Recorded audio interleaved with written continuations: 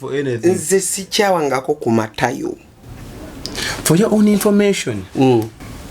Oba myoyo oba bamalayika bagenda kugolokoka balwane ku lwa Matayo. Are you aware of that? Baluddewo bagolokoka di. Zisimanye statement mwami Kalule n'abalaje bakoze bategeezeza era banne abawagizi ba Matayo tunduza tandika okusanyuka kye tubadde twagaliza embazi saayo nakikunta asuula mbu kikola ki abalwanirizi ejje eddwanyo kuva ne Egypt bagenda kununula mbuli atuuse wano mu Uganda ligenda kununula nabbi waffe addemu okushayininga musirike muti. Are you aware of that? Nedda kati nchenjagala si byakwogerera. Omanyi kati waliwo omusajja ngamba nti emandwa bazikubire ngoma kulinya ku muntu. Yes. Okitegeera. Batekawo embeera. Ne bagiita abalongo babakubire ngoma ne bawemula. Mizimu gy'abalongo ne gikola ki? Ne gitemba. Ne girinnya. Okitegeera. Kakati gya Matayo najjo mulinze kuba engoma. Ajaze. Era ogenda kulabako. Nkati nga. I promise you. Ngandabira ku YouTube. Kijotegeeza. Musumba nawo sasa bintu ebiri serious. Wano tujjako ali kati wano. Goyaga agamba nti agamaje. Aga musajja wa Katonda. Musajja wani? Musajja wa Sitaani yegana Katonda waffe ate tomumusiigako. Oyinayo kirala? Ninjaga kusomera comments za soma neno ku expo story gye twasemba okkola. Soma. Asooka bamuyita Nafungo Dolin. Agamba Pastor Edward, those ones who are abusing you, they lack Holy Spirit and they don't know how to compare the true prophets and the false prophets. So to protect you in all ways and you continue to tell the truth. May God bless you, my daughter. Let this year not end when you are like that. Njagala mukama kuwa obujulizi mu linnya lya Yesu. Shamtashara nagamba, thank you so much Pastor. Banenzi bakumute mganti mbukamu. Thank you so much Pastor Edward for give us this message. May God bless you. God bless you too, my daughter. Benson Katusabe nagamba, ever since I realized church is business, I went back kemetic spiritually aba pastor twabadduka dda. Kati kankubuulire gwe odduka pastor oba odduse Katonda. Anti bagamba mukozesa pastor mukozesa church nga business za mukwekulaakulanya. Church is not the business of someone, but church is a business of God. Kati mulimu abazifula business zaabwe abo sijja abanenya kati togata toteka mu katogo ssebo. Bw'obanga oyagala kuwulirako enjawulo jangu ku bantu abatuufu. Era kirala ky'ogamba business oli muweereza wa Katonda. Wabanga weereza Katonda ate lwaki omugamba business? Because business is a business. But still there are those for a cancer business nga bakola bukozi sente. Waliwo abagafula amasabo. Ekyo kiyani ngambye. That is not a business. Abakifudde esabo n'atandika kulaguliramu buli bwalagula naye nga alina amaanyi ga Sitaani. Harmony nagamba, Pastor Edward, thank you for telling the truth. Bambi, may God bless you, my pastor. Thank you so much, my son. May God bless you too. Kakasa Monica nagamba, those abusing and provoking Pastor Edward should stop. Have just watched Matayo's one of the video. In his words, he said, nti yetakiririza mu Yesu w'abalokole. Wama Pastor Edward continue doing God's work no matter what you encounter. Omanyi we Africans twagala mazima. Mwana soda webale kuweereza mukwano. Love you greatly. Ate mwana gwokyogedde. Ate Yesu w'abalokole agenda mulagako. Akyamulaga. Nti ye aina amaanyi nakyawa Katonda we mpulira yantuuka wano nakyawa Katonda wa Misiri. Omanyi Katonda wa Misiri wafaanana? Bali bangi bakatonda wa Misiri. Ojja kulaba mu pyramid munda eyo bakubayo biwumbe Katonda bwe baali. Omulala afaanana bw'ati, guno omutwe gubanga ekinyonyi naye mubiri gulinga gwa muntu. Export TV to the world.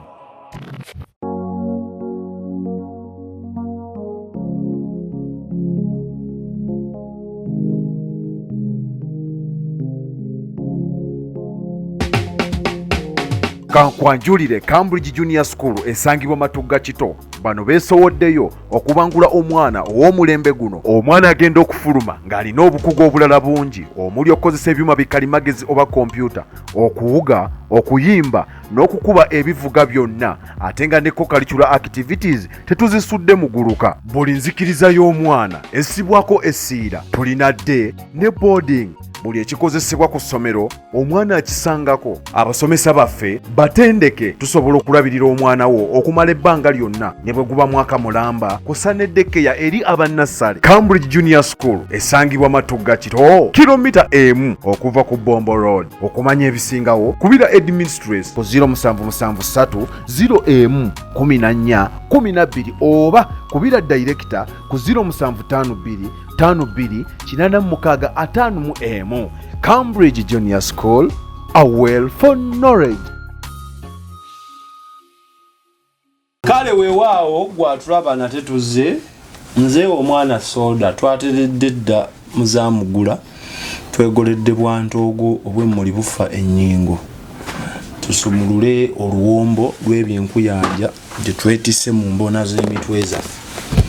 Kisale mwekyo ekyemboona bantu bajja nnyiiga naye nga nze omwana soda andi ne Musumba Edward abaagala ebifaananyi ebirungi, abaagala videos ennungi ez'emikolo egya buli ngeri.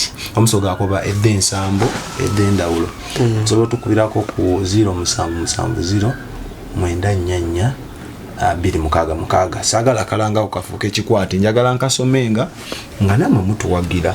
Omukolo gwo gw'abantu booteesiga ne woba oli weeru w'eggwanga oz'otugamba nti basoda mugende munkwatira omukolo gwa mami wange ogw'omwana wange nze gwa birthday ya any kind of mukolo tuweese ekitiibwa n'okwabya olumbe. onaatera kugamba nti n'okutyetyebula abalongo ene bwe Musumba abuuza ku baami abo. Mukama yebazibwa abooluganda. Mwasiibye mutya, mwasuze mutya eyo abali America, London, abali Saudi, Dubai, Qatar, Malta, Australia, Japan, China, India. India. Okuva India. Uganda, Kampala, mwenambalamusiza nnyo mu linnya lya Katonda. Mwasiibye mutya eyo balungi. Amina. Amanya gange nze Pastor Edward nva mu Spiritual Purpose Gospel Network. Twatandika Charity Africa Foundation, twavudde mu charity work, twakoze ne tugaba ebintu abagenda kubanga bibateerayo, twagabye engoye, twagabye muceere, kawunga, sukaali, n'ebintu ebingi byetwagabye. Kati tulinayo amasomero gaffe eyo gaba mulekwa mu byalo, twetaaga kugazimbira toy kugagulira entebe, byonna mujja kubanga muliraba nga abbe ng'abiteekayo. Newe tuli tupangisa abaana bamulekwa bavu we bali, kati twetaaga tugule n'ettaka eryo, mataka gonna kubanga tulina Luuka ne Iganga amasomero abiri. Kati Mukama watugaziya tugenda tugaziwa bwetutyo nga Bwakabaka bwa Katonda butuukirira n'obunabbi ne tubutuukiriza. Kama bampeera omukisa. Musumba tulina kyetwogeddeko ofuseeti initially naye nga tetunakyogera njagala nkujjukize bakama bange baŋŋamba Musumba lwaki teweesonyiwa nabbi Matayo, nange ne baŋŋamba soda lwaki tova ku Matayo. Ekibuuzo ekyo njagala nkiforwarding egy'oli nga by the way sigenda kukweka, tugenda kwogera ku nabbi Matayo. Musumba alina ekitereke kyeyeetisse kyaleese ku nsonga za nabbi Matayo, era neero ngenda kusomera ku komenti z'abantu abamu obaddemuko abamu, mulimu abaku appreciatinga at the same time mulimu abakuwa level. So lwaki tova ku Matayo? Nsiva ku Matayo kubanga naye teyava ku bantu abalala. Nze kasobola Matayo ate teri amusobola. checking mu YouTube accounts zonna togenda akola ki kusanga yani muntu yenna ng'ayogera ku Matayo naye nze kamusobola kubanga statement yange eri nti Matayo yali naye ayogera ku balala ate n'abatta n'okubatta. Ekigambo ekyo kiba kinene musumba bw'oyogera nti yatta oba otegeeza ki briefly agenda natta omuntu physically koza abantu bambuuza luli naye musumba agamba Matayo yatta atuweyo abantu nga babiri nga bali mu magomberwa Matayo nange yanzitako mu message wano musumba tewajuliza message yali erabula gye nawulira like naye ng'erabula akola ki stop talking about ng'eri erabula akola ki nga ekyekiddako kwe kutta kwoyogerako tiyangamba agenda kunzita anti yakulabula nti bw'olemeza mu linnya lye something terrible must happen. Abooluganda eyo tuyitirayo naye kyenjagala kubagamba nti kiri bwe kiti nze nsabira ggwanga lino nga sinagenda international o East Africa wa Africa nsooka kugonjoola bya wano bino bya wano we binema that means other levels mbasikoze eki sizisobola okitegeera so mu by'omwoyo ng'ovudde kugamba nti okutiisatiisa kubanga bwe tuba wano we luba lutalo lw'omwoyo twetaaga kulaba Katonda waani yaani okitegeera si kujja eri notuwaanira nti Katonda wa Matayo mizimu gya Matayo oba Matayo yali musezi ayina ebintu ebimwaka ebiki. Waliwo yakola statement n'agamba tetumeggana mubiri tetulwana namu like statement yali etambula bweto nga kiraga tetulwana physically tulwanira mu nsi ey'omwoyo n'agamba nti naye gwe kyokola olaganga alwana physically n'omuntu. Kamubuuza ekibuuzo wandabyeko nga nkubye panchi Matayo mbuli ojano n'oyogera mba mukubye according to yalina engeri gy'interpreting amu yakola statement eyo interpretation ye okitegeera naye ffe ekintu kye twogerako tuba tukyogerako omanyi waliwo abalokola abatiitiizi nakyovola nkugamba bulijjo nze ndi wanjawulo okitegeera nze siri mutiitiizi toli muti ate sitiitiira ndinga Yesu oba tewegeraageranyiza ku kintu ekinenemu anti kubanga ali munze ate nange ndi muye si kwegulumiza Yesu waba munze nange nga ndi muye kati mba sina kyentya era Bible wetu egamba nti sirina kyentya nga ni nani for your own information oba myoyo oba bamalayika bagenda kugolokoka balwane ku lwa Matayo. Are you aware of that? Baluddewo bagolokoka di zisimanye statement mwami Kalule n'abaje bakoze bategeezeza era banne abawagizi ba Matayo tunduza tandika okusanyuka kyetubadde twagaliza embazi saayo nakikunta asuula mbukikola ki abalwanirizi ejje eddwanyo kuva ne Egypt bagenda kununula mbuli atuuse wano mu Uganda ligenda kununula nabbi waffe addemu okushayininga musirike muti. Are you aware of that?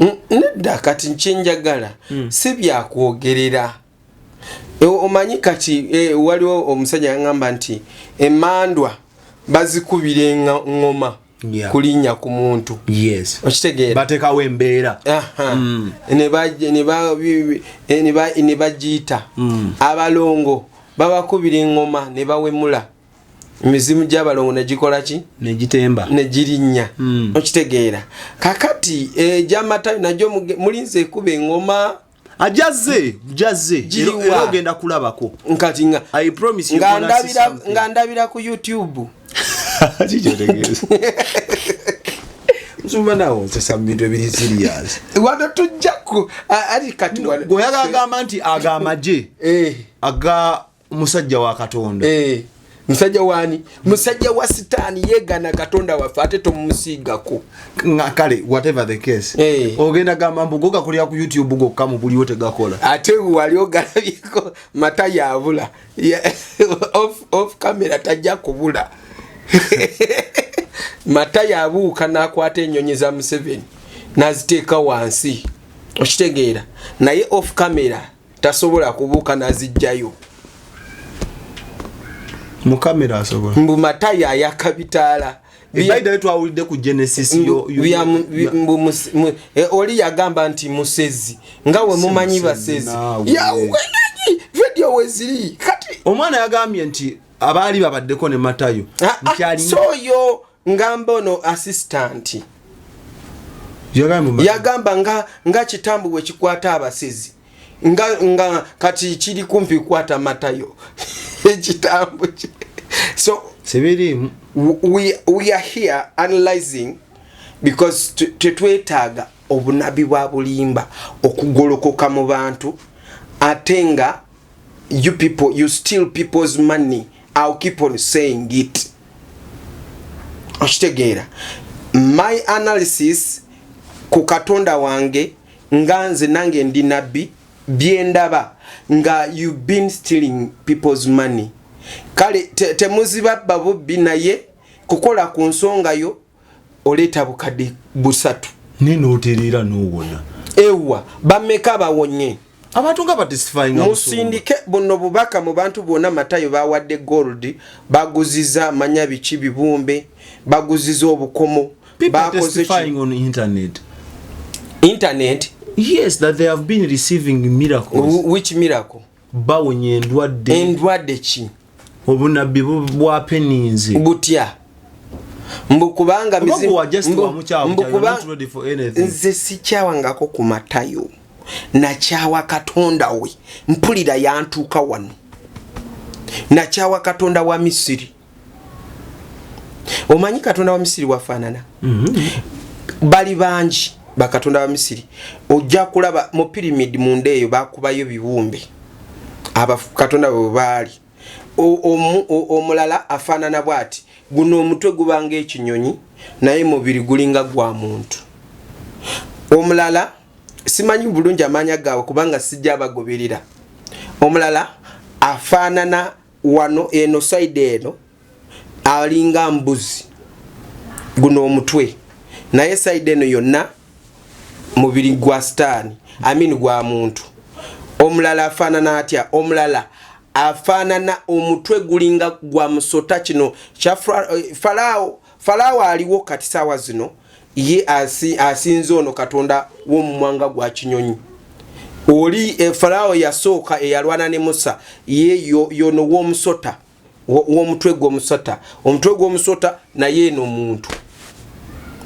byebyo bintu bikulekule Matayo byakola ki byasinza biri eri mu pyramid ebyo bikulekule byebyo bi fallen angel ebyajja ne Sitaani kate yo pyramid awo nze mbagamba nnyo abantu mwigendereze pyramid zezo ze mulaba wano mu Africa kyovula abantu banenya nnyo Africa Sitaani aine esinzizo lye awo wenyini pyramid we yali ebyo bikulekule bye byagizimba awo okitegeera eyo eri nsibiko yebikulekule ebi malaika byani bya Sitaani mpulira awo Egypt akati gwe wojja n'ogamba nti oyita ebikulekule bijje wano mu Africa nga ffe abasajja tulina spiritual sensitivity spiritual antennas nga tulaba mu nsi y'omwoyo tolina wogenda abiisa noba ng'oyaka omuliro emabega oba gukufa mu kamwa oba gukuvaawa tetujja kukkiriza. We are the watchman of Uganda. I'm the watchman of national called Uganda.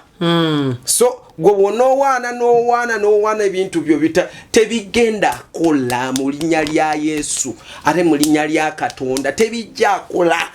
Omutwe gugamba emyoyo egimukuuma gisituse gisazeewo okulaga ku maanyi gigamba ekimala kimala.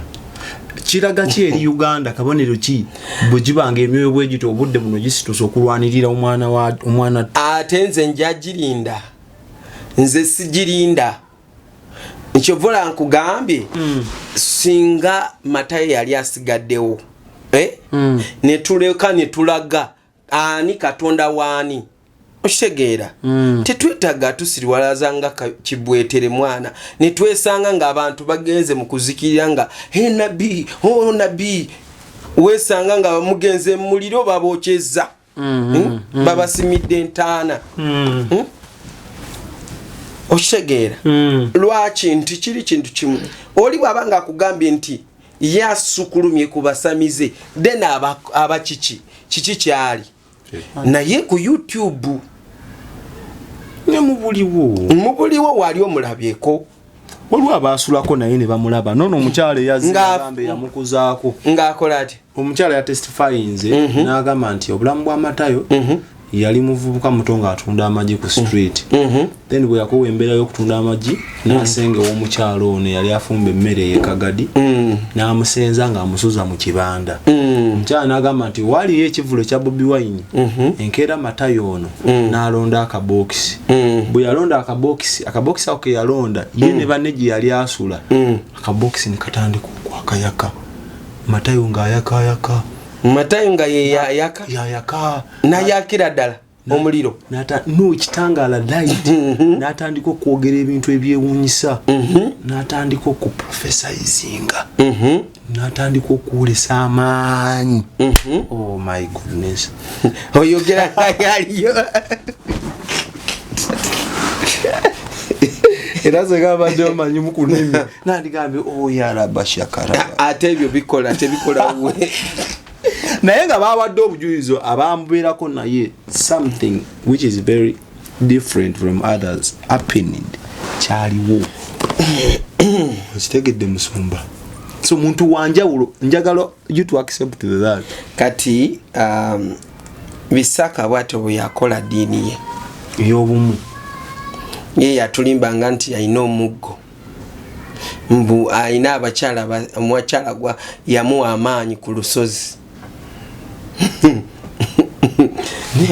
kati ka box ke kamuwa amaanyi simanyi obandoze ate balyanga ekikoma batundanga kikomando wano mpaka nkadde tewabiwulidde mbu ekikola manya akatiko omuti we kagwa ku Matayo mbu omuti ne gukala yoli adde obujulizi nze mbadde njagala abantu aleko ku muti ogwo ngoyinza okuba gwakale gukola engu ate gukala abantu bomu kibuga igwali saidi bangambye nga wakava Kasubi town eddaka ebagitole kisinziira waba oba ojja eno bw'oba ogenda Hoima Namuŋŋoona oba yeeyo Namuŋŋoona gye baasulanga Namuŋŋoona Nansana is it yes omuti ogwakalira gulaka gwafumba dda kukuba sirabawo omuti mukalu kweri ekkubo akabafumbisa kakati nno kampabuulire teriyo mu linnya lya Yesu oyo Mwoyo Mutukuvu ne Katonda teriyo ngamba teriyo akamenke konna kagenda kwerijja wano tugenda kocha mu linnya lya Yesu ffe twawagadde dda era tumanyi bwe bufubutukira kitegeera kakati oba bufubutukirawa oba buvaawa oba buva eyo ewaawe Kagadi oba buva mu Kampala oba buva wano ku River Nile oba buva Egypt kubanga kati Egypt transport mwangu ye River Nile amazzi we butambulira wona midimu twagiwagadde mundu zitunuddeyo twocha tugenda kubwocha buzikirire Matayo alemerere n'akaanyi yadde kamu akamwakirako jukira bugigenda golokoka mu mujjayo kati gobogamba tegijjo obanga agamba afire mu komera kati ate nze nayogedde byakomera gwo binteekako byakomera twatandika project eno nga Katonda ngambye Matayo teyali mu komera oyinayo kirala ninjaga kusomera comments za soma neno ku expo story gye twasemba okukola soma asooka bamuyita Nafungo Dolini yagamba Pastor Edward those ones who are abusing you they lack Holy Spirit and they don't know how to compare the true prophets and the false prophets so to protect you in all ways and you continue to tell the truth. May God bless you my daughter. Let this year not end when you are like that. Njagala Mukama kuwa obujulizi mu linnya lya Yesu. Shamtashara nagamba, thank you so much Pastor. Banenzi bakumute mganti mbuka. Thank you so much Pastor Edward for give us this message. May God bless you. God bless you too, my daughter. Benson Katusabe nagamba, ever since I realized church is business, I went back kemetic spiritually aba pastor twaba dukada. Kati kankubuulire gwe odduka pastor oba odduse Katonda. Anti bagamba mukozesa ba pastor mukozesa church nga business za mukwekulaakulanya. Church is not the business of someone, but church is a business of God. Kati mulimu abazifula business zaabwe abo sijja abanenya kati togata toteka mu katogo ssebo. Bw'obanga oyagala kuwulirako enjawulo jangu ku bantu abatuufu. Era kirala ky'ogamba business oli muweereza wa Katonda. Wabanga weereza Katonda ate lwaki omugamba business? Because business is a business. But still there are those for a kanisa business nga bakola bukozi sente. Waliwo abagafula amasabo. Ekyo kiyani ngambye. That's not a business. Abakifudde esabo n'atandika kulaguliramu buli bwalagula naye nga alina amaanyi ga sitaani. Harmony nagamba, Pastor Edward, thank you for telling the truth. Bambi, may God bless you, my pastor. Thank you so much, my son. May God bless you too. Kakasa Monica nagamba, those abusing and provoking Pastor Edward should stop. Have just watched Matthew's one of the video. In his words, he said, nti yetakiririza mu Yesu w'abalokole. Wama Pastor Edward continue doing God's work no matter what you encounter. Omanyi we Africans twagala mazima. Omwana soda webale kuweereza mukwano. Love you greatly. Ate mwana gwokyogedde. Ate Yesu w'abalokole agenda mulagako. Achamulaga. Nti ye aina amaanyi. Si Yesu w'abalokole bokka. Yesu abeera waba Christianity the whole body. Okitegeera. Lwakuba ffe tumwagala nnyo ne tumusitula nnyo kusinga abalala. Charity nagamba Pastor Edward wabula Pastor Edward katusiime jjo wano gabambi bala muyamba omwana ono agende ku ssomero. Ndoza kali akaana ke twajaza. Bazira kisamwe namuyamba abaana oyo omwana waliwo omwana gwe twayita mu story eyo ya. Ni Ivan Birungi nagamba, thank you so much for supporting the kid and the dad Kati Harmony nagamba webale Musumba Edward kuvaayo n'oyogera amazima ku bufeero obukolebwa Matayo. Ekyo sinza kyogedde ku bufeero obukolebwani. Harmony yagamba abantu bagendayo ate abo bantu baba bamanyi baba bagendayo wa Matayo n'abaguze ebintu. Okitegeera. Kati abantu bonna waliwo n'omukyala ku February yangamba bannaye yankuula ekintu kiri. Kati ne mugamba ato kyogera. Yamukuula ki? Tubireke. Nakalejja Florence agamba fighting in spirit is the best. Our God is a mighty man of war. He has never lost a battle. I hide you in the blood of Jesus. Amen. May God bless you. Simple eye yena agamba thanks Pastor Edward. Na mboga Jackie nagamba Pastor Edward webali kuweereza bambi and brother soda mukama abawo omukisa. Amina. Maro mbekedde. Lero no tusobye comment za mu bujjo muganda tuzisoma on air. Maro mbekedde nagamba nange mukama w'ekisa tusaasire. Wo omuntu agoberera bugoberezi ekikulu ne ba pastor nabo babbi omuntu agoyingewa. Nedda nnyabo mukyala mbamuyita Maro mbekedde oyo musajja I don't know. Nedda kankubuulire teriyo bapasita babbi ojja tubuulira mupasita yakubbirawa. Abapasita babbi tubamanyi tubakugambye be bali abazimba church naye nga amasabo. Okitegeera be babbi kubanga nga tonabamulaba olina okuteekawo wali $3 $5. Olivia nagamba more protection Matayo ndoza amusabira bukuumi. Gume Robert nayogera only time will tell us the truth. Sandra Senyange nogamba hello pastor nkuwagira nnyo kyokola kisufu. Amina. Lugobe Muhammad nagamba ka Matayo kasiru nnyo kagamba nti Yesu taliyo kawakanya ababaka ba Katonda. Patrick Omusamya nagamba mateeka Matayo ni mavi tuwakapinge hiyo mbuzi must stay humble. Sikategedde. Mateeka Matayo ni mavi. Tuwakapige hiyo mbuzi must stay humble. Agamba Matayo. Simanyi nange Swahili kigenda kitono. Wanya nationality nogamba kati ani mutuufu mwenna you said that Mukama yapalaze. Matayo tagamba ngako Mukama. Agamba misambo aje mizimu je. Okitegeera namuli Eva Pastor Edward nkukweka mu musaayi gwa Yesu. Amina. Era nsaba Mukama alwane n'abo abagolokokerako. Era nsaba ekyoto kya Matayo kizikire mu linnya lya Yesu. Ekyoto kino zikira n'endagaano zonna zabadde akoze n'emizimu mbayagala gigolokosa mu Uganda gife gizikirire mu linnya lya Yesu. Rich n'agamba ojja kulya ebigambo byo nga Matayo akomyewo. Sigamba sinze yasiba Matayo ate nsi mwagalira tumwagaliza komera. Matayo mwagala lutalo lwaffe lubiri wano aveeyo wano buli lunaku nkyogera wano. Rose Nakyeyune alina ekigambo kyakozeseza n'ezo comment zomanga bwe ziri. Naye bannange kino ekisajja kyantama.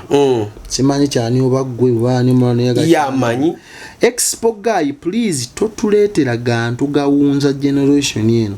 Because our parents abazungu babalimba nnyo mbu Yesu ye buli kimu era awonya ne batuuka n'okukocha amasabo g'abajjajjaffe nga balowooza bateredde kati empewo zituluma chokwatako chifa because of bajajja singa bali basaba ne zigenda my dad asabye it more than 50 years waliwo ekigambo kyogedde wanaawe mula sigenda kyogera kati boogera biki obusungu bwennyina kwe kubaleetera amadiini still free sad ate ng'omuddugavu ayongera kusomesa bulimba ng'ekituufu akimanyi why gatulimba wano but at night bakola birala example abawarabu they built mosques but tebagendayo they focus on working even praying just lwayagadde nga ali wakaawe naye ffe twabaki people suffering empewo zibaluma naye balowooza mbu bagenda kuwonera mu church go back people buwangwa katonda abumanyi just wasting your time muri agala okuzza ebiseera emabega nga tekyasoboka. Number 1 oluzungu lwokozeseza lw'abazungu. Singa obadde tomanyi kuwandika oluzungu oba Oluganda awo mba mmanyi nti bazungu basiru naye ate abazungu bagezi kubanga n'ebigambo byokozeseza bikoze eki it is their words. Okitegeera. Number 2 empewo zikyakuluma nnyo ne taatawo. Amini taatawo ate taatawo mpewo tezimuluma wabanga ali mulokoli wabanga musabi tezimuluma gwomuwayiriza mwabaana abatasaamu batata bamwe ekitiibwa. In fact otulaze empewo otulaze gayise gabi ovumidde ne mu comment section ate njagala Katonda ndooza kugonjooli. Okitegeera ya empisa ffe tukuba tuzza ffe tetukuba nga tusuula eri kambuuze kati kuwe kuva Matayo abaawo empewo tezikuluma zakuvaako bw'ogamba baddugavu lwaki ososola lwaki Katonda wamasosola Katonda wa bonna abaddugavu ne baki n'abeeru gwe wali oyiyizayo kintu kyonna ne bakigaana oba n'otwala kintu kyonna mu beeru ne bakigaana.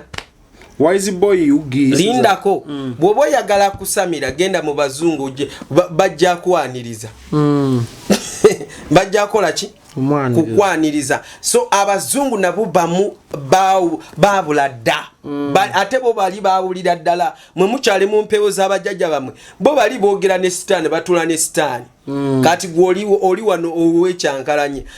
By the way wandibadde tokozeseza oluzungu lw'abazungu wandibadde okozeseza oba lulimi ki simanyi na kumanya Luganda ate Luganda ani yali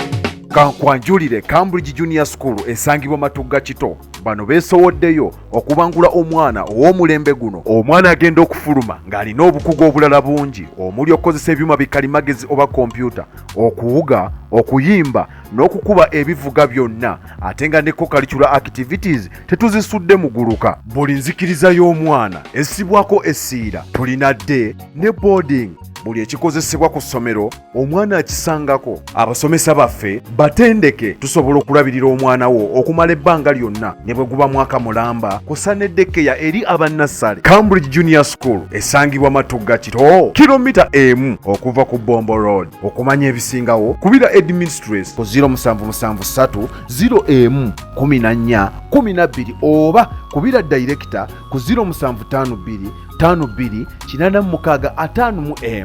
Cambridge Junior School, a well for knowledge. Somesa yewa nyuguta z'abaani nyuguta z'Abaganda z'owandikisiza nazo tuziza twasoma mu Luzungu. Wise boy says that as Eugene Agamba, how can you arrest someone because of spiritual wars?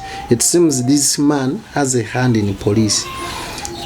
This is not nze sirina mukono mu police nina mukono mu gulu olimbega omanya abantu bamu bagamba banaye nakyalako mu gulu nendaba byegulu kati mulabanga film but when the heaven speaks I speak egulu bwe lyogera nange nkola ki njogera ate egulu bwe lyogera walina okubaako akabonero akalaga nti lyakoze eki lyayogedde. Charity n'agamba Musombe Edward we bali kuweereza Nabwire Alice Stella n'agamba soda gamba oyo pastor nti ffe tukooye ebyamatayo twagala kuwulira bibye nga temuli muntu mulala tusabe busabi.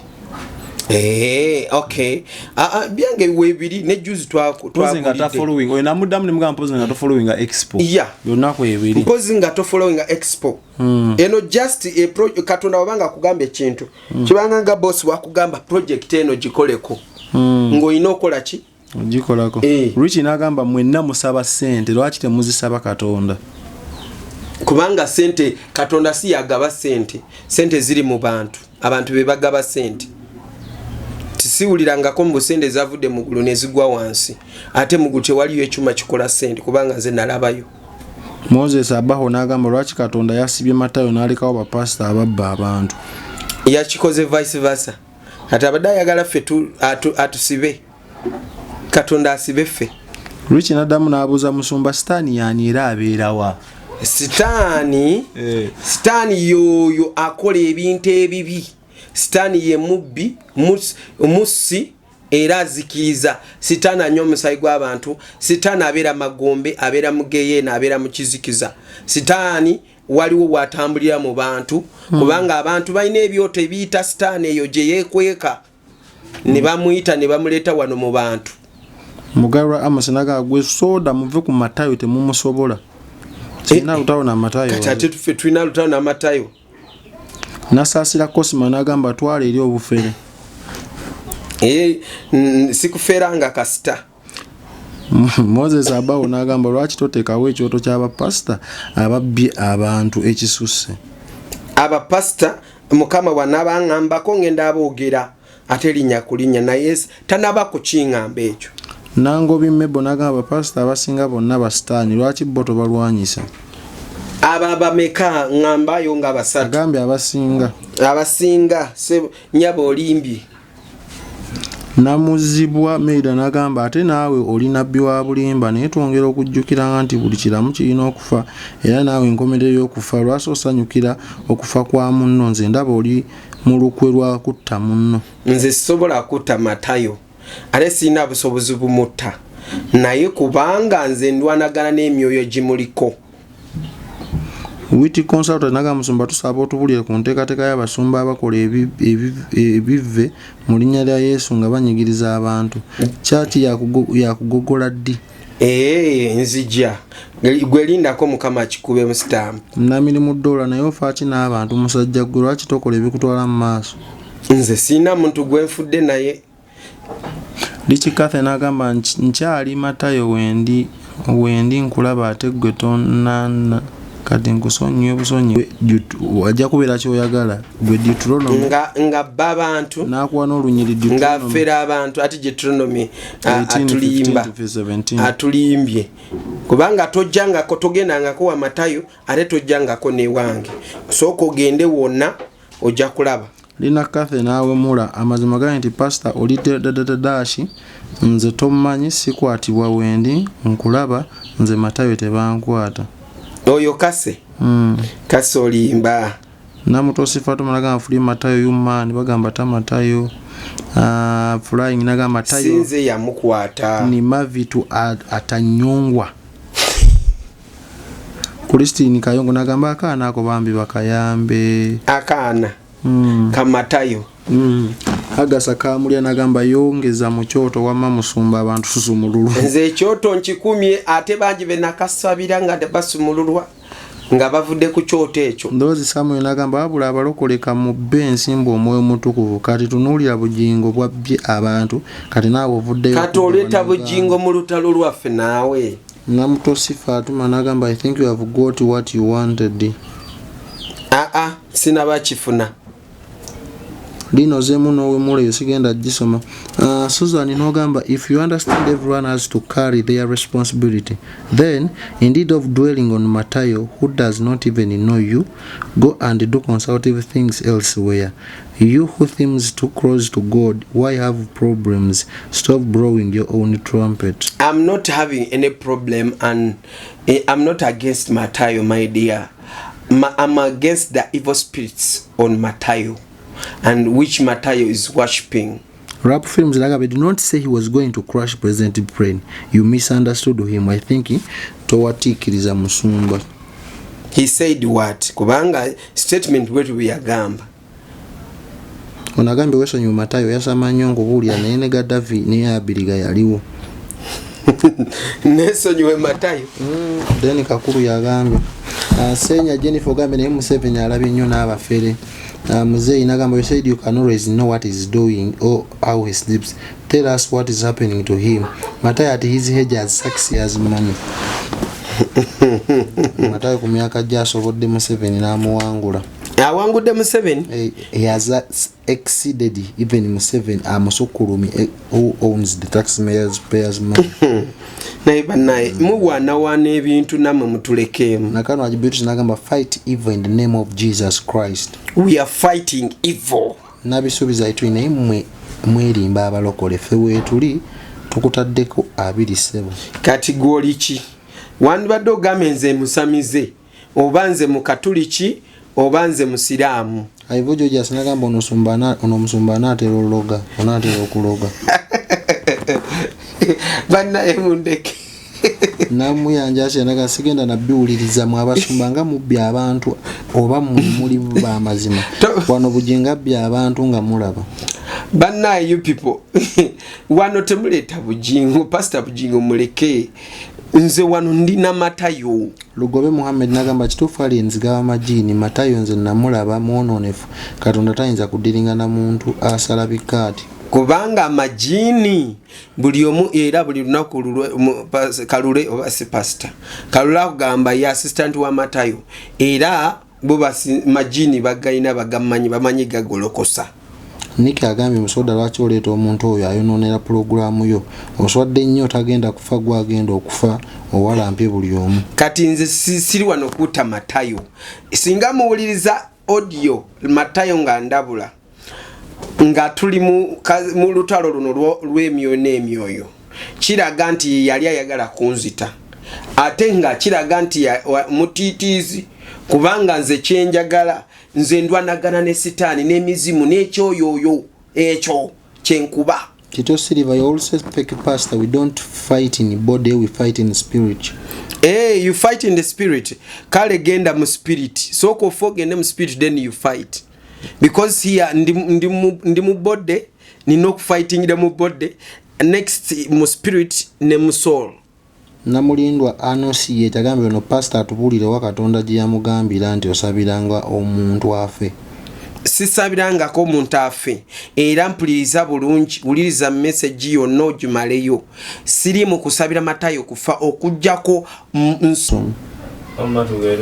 tosabiranga kafe ani Matayo nagambye omusabira mu Bible tokkiriza asabira muntu kufa sisabira muntu kufa Godwin katusubukiro nagamba you mean that you have your own God ha towemula nze nina katonda eyatonda eggulu n'ensi Siraje dina agambye yo nabbi kwammwe ate asobola kweragula asesa mwesiri walireeyo olulimi bifu nabbe ki sibitegedde mu kibiri anagamba pastor ki ayagaliza banne okufa sinaba kuta Matayo siri hale kati muyombe nga sinaba kusaba ne sala kati waliwo biseera byalina okusabira mu sala Emma Felix nagamba you are a munyolo fighting a fellow munyolo and I tell you are not going to win Matayo you must concentrate on deceiving people not attacking omulanzi kati Matayo yes mubi ate ye Matayo yabbira ddala kubanga kiri mu record consultation mitwalo 10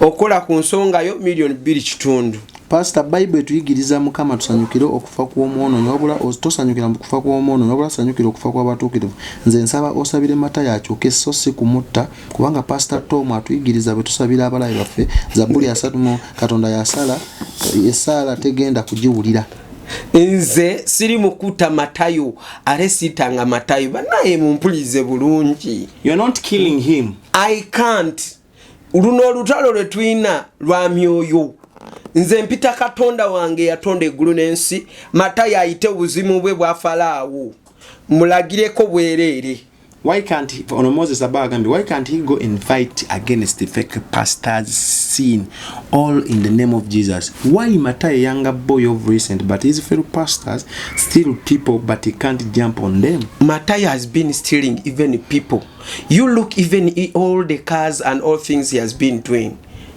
so naye God defending because you have never reached him naye singa omutuuseeko wanditegedde Lugobe Muhammad nagamba buli muntu agamba nti alina amaanyi ga Katonda aba adiringa ne Sitaani Katonda talina budde bw'abayaayi wabula atugwa kikubye bubi ono again thanks Jesus for sure as Matayo as a false prophet ono ayogedde Luwalabu nagamba webale nnyo omusumba otugobako Sitaani ono agamba sentamu zaidi agambye webale nnyo omusumba okuzibula abantu amaaso kubanga oyo Matayo agent wa Sitaani yennyini kubanga avumirira ebitabo bitukuvu Qur'ani ne Bible amina musiraamu oyo mutuufu Rich agambye sodo oyo musajja muwe sala amusomese obubuyabuya bungi obumulimu gwe mubuyabuya kubanga nze sina kyenjola nze kankubulira ekintu kino bubanga ojja gyendi jangu gyendi nkusabire bubanga tojja waliwo benino okusabira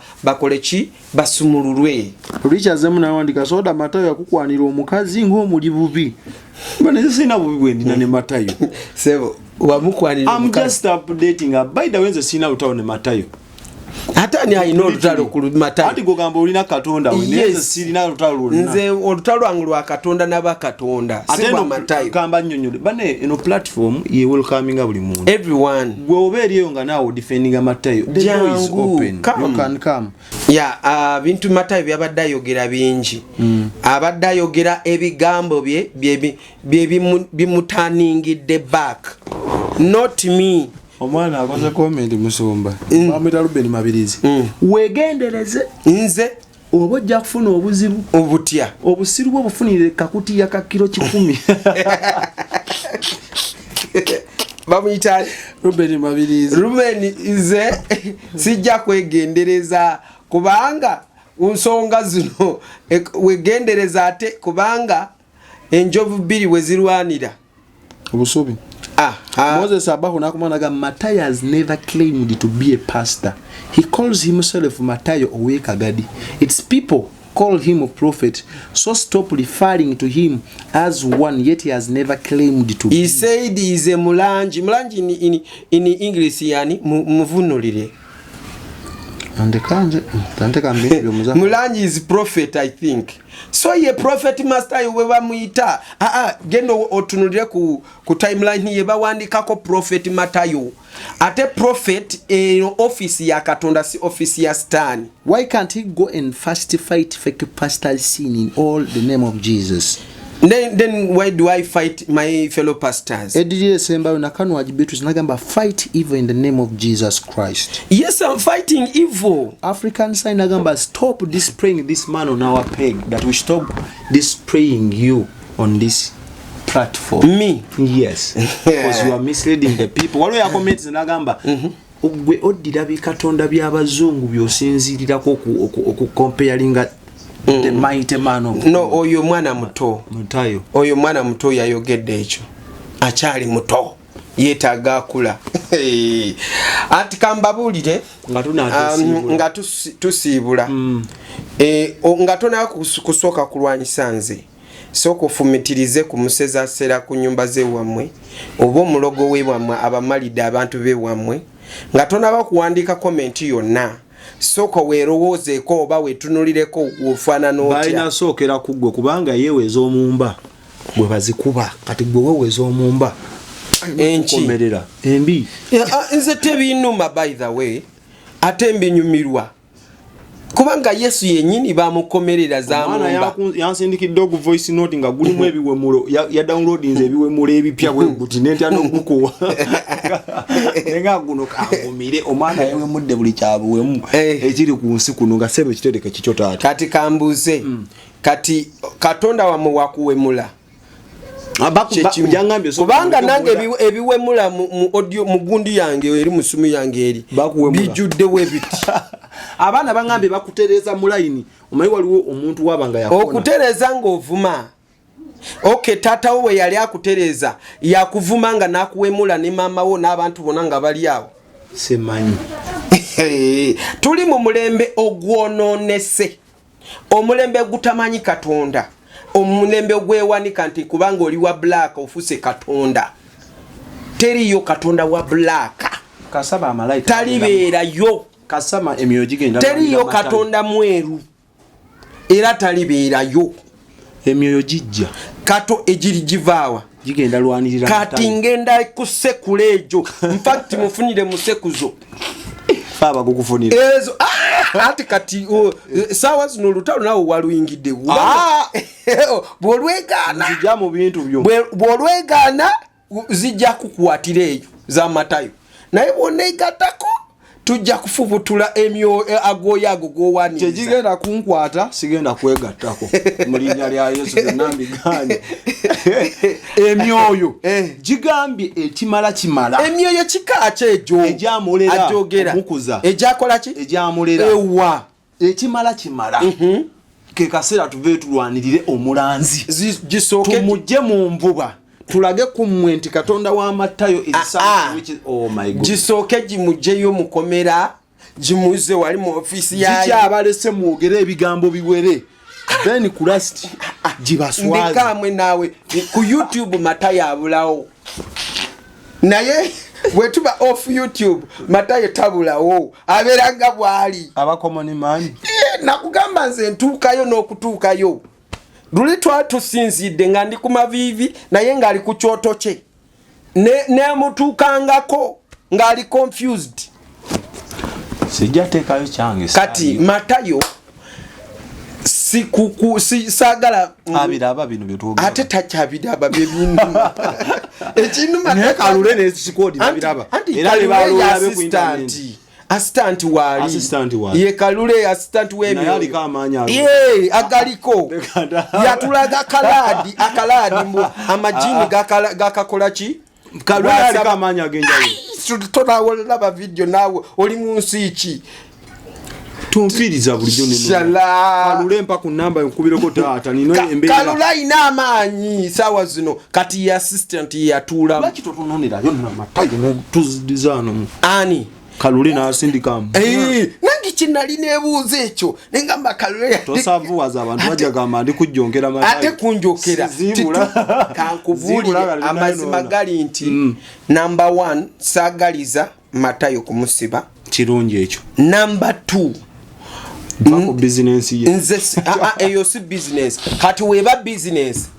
business eyo ey'emizimu kulumya abantu oba kutta abantu okubba sente z'abantu eyo yo yakusaabulira ddala ogenda gikuba eyo yo yakukuba teri kuzikiza okujja okujjako kintu kimu bwebanga nga business ngeri ya foundation eyo sigiriko ayamba abantu eyo kuya eyo gireke togikwatako ndi kweno business eno yokuta abantu video emu yagamba nti gwe opangisa Matayo nakutira omuntu gwoyagala kutta nsomba sibula kakati nze sijja kukirisa muntu kutta abantu ngotunula wano mu Uganda nedda mukama yatusitudde wetuli ku YouTube ne off YouTube ate ffe tutusaaga bino bye mugamba nti manya yombera ku YouTube nedda siri mu kuyombera ku YouTube weruba lutalo lw'emyoyo sisaaga sitaani tebamwekubiriza bwoba okuba sitaani bwoba okuba mizimu wejiba mundu oba kiba topido njaziziwayo eyo misamba ja Matayo jabadayita ng'ayagala kucyankalanya ensi yaffe olina mbu singa manya ani nyonyi yanjogenda so toli gisula dedere bigenda maso sibirimu aha kakati abuluganda mukama bampeera omukisa nze sijja kukkiriza wano emyoyo gye mutembeeta ku YouTube ne mukwata obwongo bw'abantu sijja bikiriza ate mukama kasita yanteekako n'angamba genda olwanirira abantu bange ababuze abali ku mitimbagano nze wendi kyokka bolwanira fa abagamba Matayo yewaffe Matayo awamaani anti kati bamu balabuse nengabo bazirese ngenda zireeta ziri mu office iza Matayo zibadde zibafukidde ekizibu ebintu bya Matayo bali bikula obwekomo bali bulete waliwo omwana yakoze comment yansise katanfe waliwo sitimejwa wakola nti obeera ku lusozi ng'osabira eggwanga omwana agamba musumba aba yasabira eggwanga binebonye ebinyo bitutuukako eggwanga agamba azeeko oba osabira eggwanga naye embooka esukka eggwanga lyongera kwonooneka omwana n'abuuza asabira nsi ki eyo kuba eggwanga kyo kitokota anti kati mwe mukyali bwonoonefu okay naye embooka weeryeto waliwo yagambye nti manya mizimu gya Matayo gyanyiga nti amataba ne gajja eyangambye tewagala bya Matayo gaki mizimu gya Matayo gyanyiga negireta mataba oligasanga mu office yo kati season tugiyite tutya kati season y'omusana naye Matayo yali anyize we gwatwocha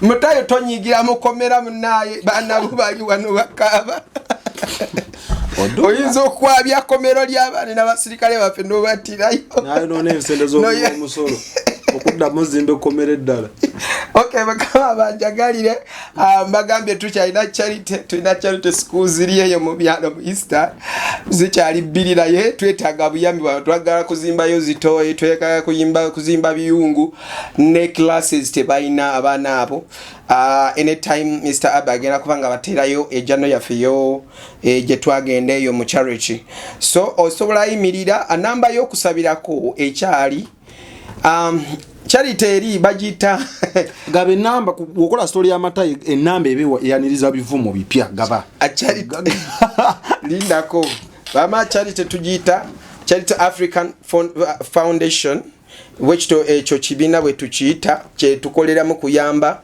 n'okutambula kuyamba abo bamulekwa n'abanamwandu n'abaavu namba eno ebeerayo okusabirako naye obanga olina kintu ekyo yagala kwogera nga kya mugaso era kasita webeevuma message era njikoonako katono n'enkola ki sijiddamu enamba eri 0746 18 22 41 yeyo abantu ne wobango yaga kwagira charity yeyo crusade zaffe zikyagenda maaso tujja n'okusasula ebyuma bya crusade nako kukyagenda maaso so spiritual purpose we tulina tete wali jango fune counseling okuba kubisimu jango sabirwe emizimu eyo anji kutulugunya oba misambo oba kintu kyonna nga kikusumbwa jango office mukama abanjagalire kamba sabiri sagala emyoyo gya Matayo kwata ensi yaffe mukama taata kitange mu linnya lya Yesu nyimirira mu linnya erisinga manya gonna taata kitange olunaku olwaleero teriye emizimu oba emyoyo gy'ekizikiza egiva wa Farao mukama ebyoto bya Matayo wano ebigenda kugolokera mu Uganda tubizikiriza mu linnya lya Yesu era tusindika bamalayika kuva mu ggulu okukakanya buli kintu kyonna obusungu bwa sitaani tubuteeka wansi. Tulaba malayika Michael ng'akuba sitaani ng'amuteeka wansi. Ke kaseera malayika Michael golokoke otulwanirire lutalo. Yesu komandinga muguleyo eje lirwanyirije litulwanirire. Ayi Katonda tukwebaza kubanga tuwadde obulamu otukuumye. Mwoyo mutukuvu weebale nnyo ku lwa channel eno. Mukama abawa omukisa. Amiina. Nange ne ngamba nti bannange abanyigi nnyo waliwo yangambye soda nno kati otandise tusiriwalirako tugenda kujjako following. Ne mugamba taata yogera ngenda kujjako toyogerera mu pululo. Yogera ngenda gikujjako. Sikulinaako tabbo omanya gwe tewaliwa wa Expo. Atana azina takumba. So for now, bye bye. Expo TV to the world.